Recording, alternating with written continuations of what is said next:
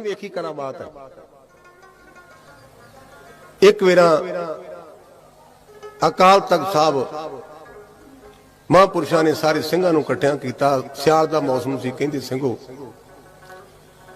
जे तुहाडे चों कोई नशा पता करदा, नशा केवल पिंडां वाले आम लोग जिहड़े फीम नशा नहीं गिणदे, शराब नूं तां आपां गिणदे नशा, लेकिन फीम आम लोग खांदे, कहंदे जी भी कोई नशा।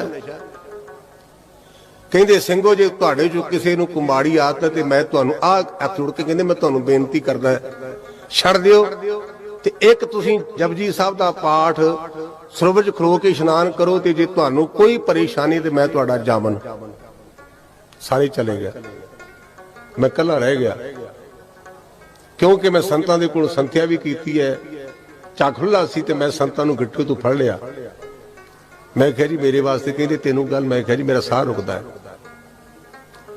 मैनूं कहंदे तूं ही चल। गुरमुखो दुख भंजनी बेरी दे थले मैं जाके इशनान किया, अद्धा सरੂਪ विच खलो के अद्धा बाहर निकल के जपजी साहब का पाठ किया ते गुरमुखो इस संत बाबा करता जरनैल सिंह दी गुरु अगे अरदास बेनती, गुरु रामदास पातशाह की कृपा। 36 साल हो गए जे रंचक मात्र रोग नहीं, रंचक मात्र ये मेरी अड बीती जे। एक वेरा रात के टाइम ते महापुरुष सानू जाप साहब के अर्थ पढ़ाउण, मैं भाई अमरीक सिंह ते भाई मोहकम सिंह ते मेरे सहुरियां दे परिवार विचों मेरी सस आ गए। तो भाई अमरीक सिंह का भाव सी भी आप जे ज्ञानी नूं पासे करांगे सानू भी छुट्टी मिल जे। 1 वज गया, अद्धी रात हो गई, वो कहंदी जी आप ज्ञानी जी नूं छुट्टी दे, संत कहंदे आप हीर गाउणे आ, माता जी नूं कह रू आ जाण। वो घंटा बैठियां मुड़ के चलियां गईयां ते एक दलबीर सिंह पत्रकार तुसीं वेखिआ ट्रिब्यून दा सी, संतां महापुरुषां दा, वो अन्न प्रेमी बन गया, पहलों कामरेड सी दलबीर सिंह। वो दरवाजे च बैठा सी ते ओनूं कहण दलबीर सिंह इहदे फारसी च आ अर्थ ने, अरबी च आ अर्थ ने, संस्कृत च आ अर्थ ने, ते मैं गुरु की झूरी तुहाडे कोल तां कहण लगा भी मैं मुआफी हो जा, मैनूं पाप मेरा धुप जाए। मैं आख्या भी संत अर पढ़ने साडी बदनामी ना करन, उहदे नाल गल ना करन, सानूं भावें जो मर्जी कहण पर ओनूं ना कहण भी साडी घर दी कमजोरी बाहर जांदी है। सच जाणो लफ्ज फबदे नहीं, मैनूं संतां ते गुस्सा आवे कि संत अर पढ़ियो बंदा क्वालीफाइड है ते संत अरबी, संतां नूं की पता अरबी की हुंदी, फारसी की हुंदी है। 1 बजे सानूं छड्डिया, मैं कमरे च गया, धर्म पत्नी कहंदी प्रशादा, मैं कहा मैं नहीं छकना जी। संत ज्ञानी गुरदन सिंह खालसा महापुरुषां दे समय दी मेरे कोल कापी पई सी जिहदे च नितनेम दे अर्थ लिखे सन। मैं वो कापी कढ़ी, अर्थ वेखे, मैं वेखे ते अरबी च, फारसी संस्कृत विच गुरमुखो मैं ऐस नाकर 7 लकीरां धरती ते कढ़ियां ते हथ जोड़ के आख्या बाबा जरनैल सिंह तेनू कोई ब्रह्म ज्ञानी मने या ना मने पर मैं मनदा ही। ये मेरी हड बीती जी, किसी की सुनी सुनाई गल नहीं, ये जिहड़ियां घटनावां ने मैं अखीं वेखियां, मैं वो बेनती कर रहा कि आपां तां निर्लेप नहीं ना पकड़ च आना। संतां महापुरुषां दे परिवार विचों 5 रुपये मंगे बड़ी भुचंगी वास्ते, संत कहंदे 5 है नहीं, ईशर सिंह वास्ते कहंदे है नहीं। इस मौके दरबार साहब दा रागी सिंह जी भाई सुलखन सिंह उहदे ताया जी जथे विच उन्होंने बहुत सारे सिंघां नूं संथਿਆ कराई सी। बाबा बूट सिंह उन्हां दा नाम सी, बड़े सिंघां नूं पढ़ाया उन्होंने। माया दी पकड़ तो उपर सानू इथों तक हुण तां आपां पकड़ करदे आ ना, लुट लुट के जे दा मिले गुरुद्वारे खीसी चुक लाने आ, दरी चुक जाने, जे मिले ते गिलास जेब च पा लेने आ।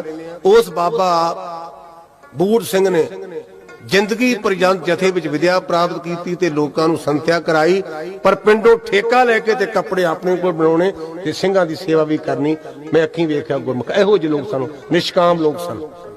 उन्हां दा भतीजा सी, भतीजा है, कहंदे सुलखन सिंह किवें कीर्तन सिखदा हुंदा, ਉਹਦਾ ਸੁਭਾਅ बड़ा खुला, कहंदा जी टुटे जे वाजे ने, बड़ा कीर्तन कितों सिखना, मैं नहीं सिखना इन्हां वाजियां नाल। संत कहण लगे किन्ने दा वाजा वा, कहंदे 700 रुपये दा। संतां ने 700 रुपया उस सुलखन सिंह नूं दिता, लेकिन अपने परिवार नूं 5 रुपये नहीं दिते। इन्नी निर्लिप्तता सी, इन्ने उपर सन परिवार दे मोह दे उपरों। इस कारण करके आप उन्होंने पूजते हैं। सतगुरु पातशाह साडे ते कृपा करन। एक तुहाडे पिंड दी गल मैनू भाई राम सिंह जिहड़े साडे रागी सिंह ने उन्हां दे भरा ने मैनू दसी, संतां ने 40 दिन प्रसादा नहीं छकिया, दिने रात बाणी पढ़ी गए ते संतां दी माता जी कहण लगे भी जरनैल सिंह मैनू जापदा बचना नहीं, रोटी नहीं खांदा। सियाल दा मौका सी, इत्थे तुहाडे रोटियां भी थोड़ियां जिहियां भारियां हुंदियां ने, साग बनिया बाजरे दी रोटी ते संतां ने 4 खाधियां ते कहण लगी मैनू जापदा भी जरनैल सिंह ने शरीर छड्ड जाना। मैं लफ्ज नहीं कह सकदा कि पहला रोटी नहीं सी खांदा, आ ज्यादा खानी है, किते अन लड़ गया तो फिर की बनेगा। ते संत महापुरुष अपनी माता जी नूं कहण लगे माता किसी पासे मेरा खड़ा तां छड्ड, जे मैं नहीं सा खांदा ते कहनी जरनैल रोटी नहीं खांदा मर जाएगा, हुण जे मैं खाना तू कहनी आ भी हुण मर जाएगा, मैं नहीं मरदा, मेरे ते करतार दी कृपा है। ये घर दी गल है। जिहड़ा कहंदा बाबा जरनैल सिंह खाड़कू बनिया, खाड़कू बनिया नहीं, उन्हें बनाया। आ भाई साहब मेरे सामने बैठे, मेरे नालों सीनियर ने, उम्र करके छोटे पर मेरे नालों पहला जथे च लड़े सन। भाई गुरमुख सिंह गड़वई निहंगा सिंह नाल कदे माड़ा वाधा काटा हो गया बाबे बकाले वालियां नाल, ते महापुरुष कहण लगे भी हथियारां तो बिना गल नहीं बनदी। भाई गुरमुख सिंह गड़वई दे नां ते 55 बोर दा पिस्तौल लिया, रह रास दा टाइम सी ते कहंदे आ बिहासिया जरनैल सिंह कर पहला फैर, ते महापुरुष कहंदे जी मैनूं तां जाच नहीं। संत कहण लगे भी जदों चलाउणियां पईयां ना फिर पता लगेगा जात दा, पहला फैर कर। संत बाबा जरनैल सिंह ने एक फैर किया ते कहंदे बच्चू संग ना, पता नहीं किन्नियां कि चलाउणियां पैणगियां। और गुरमुखू आप अखीं वेखिया बाबा तारा सिंह सिराड़ी वाले बाबा जरनैल सिंह नूं कहण लगे महापुरुषो समय दे हालात नहीं चंगे, थोड़ा जिहा बचा रखो। ते कहण लगे बाबा जी मैं की करा, मेरी बस दी गल नहीं, मैनू जो संत बाबा करतार सिंह कराउंदे ने मैं ओहो करदा, मेरे बस तो गल बाहर है। ये मेरियां 2-3 उदाहरणां देण तो भाव केवल ते केवल इन्हां जिहड़ियां ए रूहां ने ना गुरमुखो ਉਹ ਅਕਾਲ ਪੁਰਖ ਦੇ ਹੁਕਮ ਦੇ ਮੁਤਾਬਕ ਸੰਸਾਰ ਵਿੱਚ ਆਉਂਦੀਆਂ ਨੇ ਔਰ ਉਹ ਕੁਝ ਕਰਕੇ ਦੁਨੀਆ ਤੋਂ ਚਲੇ ਜਾਂਦੇ ਨੇ ਔਰ ਉਹ ਲੋਕ ਪੂਜੇ ਜਾਂਦੇ ਨੇ।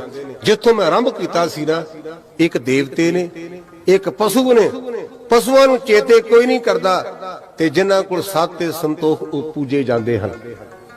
मैं आरंभ में बेनती की सी, संत की डेफिनेशन है सत संतोख होवे अरदास तां सुन सद भाले पास।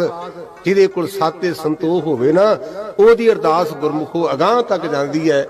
मैं कथा कर रहा, मेरी जबान अड़दी, भाई साहब बैठे में तो गल नहीं जुंदी ते मैनू संत बाबा जरनैल सिंह कहण लगे भी ज्ञानी तेरा विआह ना करदी। मैं कहा जी मैं नहीं कराउणा।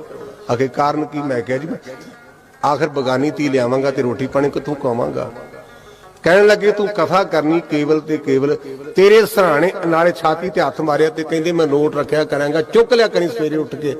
ते पता नहीं बाबे जरनैल सिंह ने किहो जिहा बूहा खोलिया भी गुरमुखो जबान मेरी माड़ी है भी कौड़ी ते उतरी, पर पता नहीं उन्हें इहो जिहा खाता खोलिया भी दिने रात नोटां दा मींह, नाले विआह हो गया नाले माया मिल गई। इहो जिहा सी बाबा जरनैल सिंह दा बालू बा कर दिंदा सी। ये मैं जो तुहानूं सुणाया ना, इहनूं कहंदे अखी वेखी दुनिया। एक तो सुनी सुनाई, ये सारा कुछ अखीं वेख्या ते नाल इहदे नाल मैं अपने जथे दे सिंघां दी वडियाई करां। वो लोग किहो जे सन। मैं भाई साहब भविंदर सिंह नाल गल कीती, मेरी धर्म पत्नी आई ते गड़वई सिंह कहण लगा भी ज्ञानी जी कित्थे? मैं कहा भी असीं अपने कमरे च पए ने, साडे सिंह सन। कहंदे मेरे कमरे च पिया करो। यकीन करिया जे 6.5 फुट ते 3.5 फुट चौड़े ट्रंक सन। एक ट्रंक मैनू लाट होया ते मेरी पत्नी नूं आ तुहाडे बैड ने। ते गड़वई सिंह कहण लगा भी ज्ञानी जदों मत्था टेकण जांदे दरवाजा ला जाया करो। मैं 2-3 दिन तां गल गौड़ी ना, तीजे दिन मैं अपनी धर्म पत्नी नूं आख्या वेखीए तां सही। वेख्या ते गुरमुखो ठोक ठोक के नोटां नाल भरे सन, पर एक भी इहो जिहा गुरु का सिख नहीं जिहड़ा उहदे विचों 1 रुपया भी हेरी फेरी कर जाए। उन्हां ट्रंकां नूं कोई जंदरा नहीं सी, 3 कुंडे सन, जंदरी कोई भी नहीं। जे अज की गिनती च करे मैं अरब कवां ते शायद गलत हो जाएगा। करोड़ों रुपये सन, पर इन्नी ईमानदारी सी कि वो सारी उन्होंने पूजा का तान समझ के गरेज करते सन। महापुरुषों का सगा भतीजा आया, मैं अखां नाल वेखिया, उन्होंने जख्म होया ਅਸੀਂ ਦਵਾਈ ਲਈ ਪੈਸੇ ਮੰਗੇ ਤੇ ਕਹਿੰਦੇ ਸਿੰਘੋ ਬਾਕੀ ਜਿਹੜੇ ਸਿੰਘਾਂ ਨੇ ਪੈਸੇ ਨਹੀਂ, ਪਰ ਮੈਂ ਆਪਣੇ ਖੂਨ ਦੇ ਰਿਸ਼ਤੇਦਾਰਾਂ ਨੂੰ ਪੈਸੇ ਨਹੀਂ ਜੇ ਦੇਣੇ। ਸਗਾ ਭਤੀਜਾ ਮੈਂ ਆਪਣੀ ਅੱਖਾਂ ਨਾਲ ਜ਼ਖਮ ਵੇਖਿਆ। ਕਹਿਣ ਤੋਂ ਭਾਵ ਕਿ ਇੰਨੇ ਲੇਪ ਇੰਨੇ ਪਕੜ ਤੋਂ ਰਹਿ ਸਨ, ਪਕੜ ਤੋਂ ਰਹਿ ਤੋਂ ਕਰਕੇ ਪੂਜੇ ਗਏ। ਅਸੀਂ ਤਾਂ ਨਹੀਂ ਪੂਜੇ ਜਾਂਦੇ, ਅਸੀਂ ਪਕੜ ਵਿੱਚ ਹਾਂ। ਇੱਕ ਸਾਇੰਸ ਵਿੱਚ ਪੜਾਇਆ ਜਾਂਦਾ ਗ੍ਰੈਵੀਟੇਸ਼ਨ, ਜਿਹੜਾ ਇਹ ਆਪਾਂ ਉੱਪਰ ਨੂੰ ਜਾਣੇ ਥੱਲੇ ਨੂੰ ਡਿੱਗਦੇ ਆ ਨਾ, ਇਹ ਡਿੱਗਣ ਦਾ ਕਾਰਨ ਅੰਗਰੇਜ਼ੀ ਲਫ਼ਜ਼ ਹੈ ਗ੍ਰੈਵੀਟੇਸ਼ਨ, ਪੰਜਾਬੀ ਚ ਕਹਿੰਦੇ ਨੇ ਗੁਰਤਾ ਖਿੱਚ। ਇੱਕ ਇਹੋ ਜੀ ਦੂਰੀ ਆ ਜਾਂਦੀ ਜੋ ਗ੍ਰੈਵੀਟੇਸ਼ਨ ਤੋਂ ਬੰਦਾ ਉੱਪਰ ਚਲਾ ਜਾਂਦਾ ਨਾ, ਪਕੜਿਆ ਨਹੀਂ ਜਾਂਦਾ। ਆਪਾਂ ਜਿੰਨੇ ਵੀ ਬੈਠੇ ਆ ਆਪਾਂ ਗ੍ਰੈਵੀਟੇਸ਼ਨ ਚ, ਆਪਾਂ ਗੁਰਤਾ ਖਿੱਚ ਵਿੱਚ ਆ। ਸਾਡੀ ਤਾਂ ਕਦਰ ਨਹੀਂ, ਉਹ ਗ੍ਰੈਵੀਟੇਸ਼ਨ ਤੋਂ ਉੱਪਰ ਚਲੇ ਗਏ। ਗੁਰੂ ਸਾਡੇ ਤੇ ਕਿਤੇ ਕਿਰਪਾ ਕਰੇ, ਸਾਡਾ ਇਹੋ ਜਿਹਾ ਜੀਵਨ ਬਣੇ। ਇਹ ਗੁਰੂ ਕੇ ਚਰਨਾਂ ਚ ਅਰਦਾਸ ਬੇਨਤੀ ਹੈ। ਤੁਹਾਡੇ ਪਿੰਡ ਆਉਣ ਦਾ ਇੱਕੋ ਕਲਾਬ ਵੀ ਇੱਥੇ ਮਹਾਂਪੁਰਸ਼ ਵਿਚਰੇ, ਆਖਰ ਕਿਤੇ ਨਾ ਕਿਤੇ ਉਹਨਾਂ ਦੇ ਚਰਨ ਲੱਗੇ ਹੋਣਗੇ, ਉਹ ਮਿੱਟੀ ਮੱਥੇ ਤੇ ਲੱਗੇ ਤੇ ਮਨ ਨੂੰ ਸਕੂਨ ਮਿਲੇਗਾ, ਪਰਲੋਕ ਸਫਲ ਹੋਵੇ।